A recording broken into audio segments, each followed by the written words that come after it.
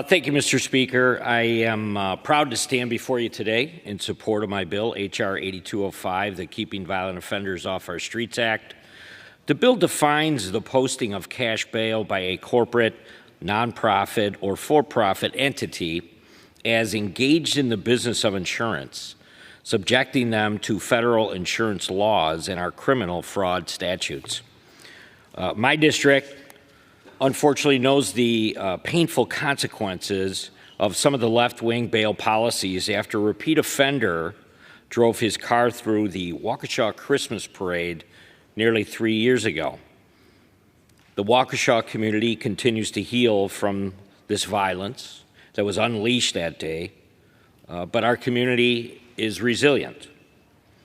While we must take time to remember those that we lost, we should also turn an eye toward preventing a similar attack from ever happening again. That starts through regulating the use of charitable bail funds, which have been abused time and again to release violent criminals back onto our streets with no consequences. Charitable bail funds generally flew under the radar until 2020, when the George Floyd riots caused revenues to balloon in many of these funds. The solicitations were done, for the most part, from celebrities and politicians. What used to be small community-based organizations that help post bail for nonviolent misdemeanors has now grown into a multi-million-dollar industry. For example, the Minnesota Freedom Fund saw revenues increase 18,000% between 2019 and 2020. No doubt benefiting from then Senator Kamala Harris's tweet encouraging her supporters to help fundraise for the group. A snap of that is just to my right. Perhaps most alarming, what was intended to help bail out low-level, nonviolent protesters has instead been used to release violent felony offenders back into the streets with little to no oversight. In 2021, for example, the Minnesota Freedom Fund released a domestic abuser back onto the street. 2 weeks later, that man, George Howard, was charged with second-degree murder for a road rage incident. Michael DeWitt of Louisville, Kentucky, was bailed out by a bail project in February of 2021. After being arrested on multiple charges, 2 months later, he was arrested again for murder. Sean Michael Tillman, 3 weeks after having his bail paid by the Minnesota Freedom Fund, murdered a man at a light rail station in St. Paul and is now serving a life sentence for that crime. Mr. Speaker, the list goes on and on. According to an investigation conducted in Hennepin County, Minnesota, the Minnesota Freedom Fund has bailed out at least 65 defendants who are awaiting trial on felony charges involving violence, physical threats, or sex crimes.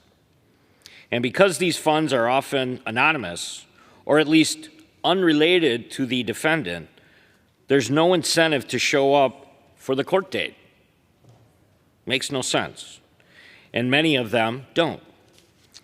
According to CNN, that took a look at this issue, nearly 42% of the roughly 500 defendants bailed out by the Minnesota Freedom Fund later failed to appear at one or more court hearings between 2021 and 2022.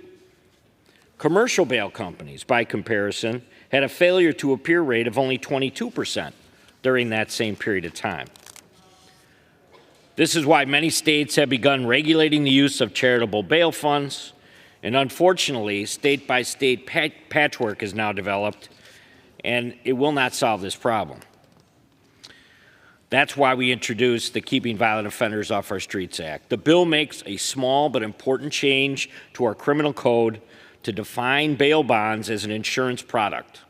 Doesn't seem that significant. It's very simple. But thereby subjecting them to the same federal background check and regulatory requirements as those for-profit bail agencies under the Federal Comprehensive Crime Control Act of 1994. This change would also bring charitable bail funds under state insurance regulation, giving states the ability to better scrutinize the use of the funds. There is no mandate on any of the state insurance regulations. Let me be clear, this bill does not outlaw the use of charitable bail funds. It does not, nor does it regulate the posting of cash bail by family and friends of the accused. This bill merely says that if you're operating a not-for-profit with the purpose of posting cash bail, you should be subjected to the same regulation and oversight requirements as those operating as for-profit entities. This will bring needed oversight to organizations that for years have gone unregulated now. $42 million in the Minnesota Freedom Fund. And while ensuring accountability of these funds, be subjecting them to federal insurance fraud statutes, if they misappropriate funds or misrepresent the use of these funds in any financial reports, we now will have some oversight. It's a critical step towards reversing efforts by the Democrats, like Vice President Harris, to remove bail safeguards and let violent criminals back into our communities to cause further damage. I want to thank my colleagues from Ohio, Chairman Jordan, for his leadership on this important issue, as well as Congressman Troy Nails, Congressman Brian Stile, Congressman Tom Tiffany, Congressman Clay Higgins, and Congressman Calvert from California for their support of H.R. 8205. I encourage a yes vote on the bill. I want to thank you and reserve the balance of my time.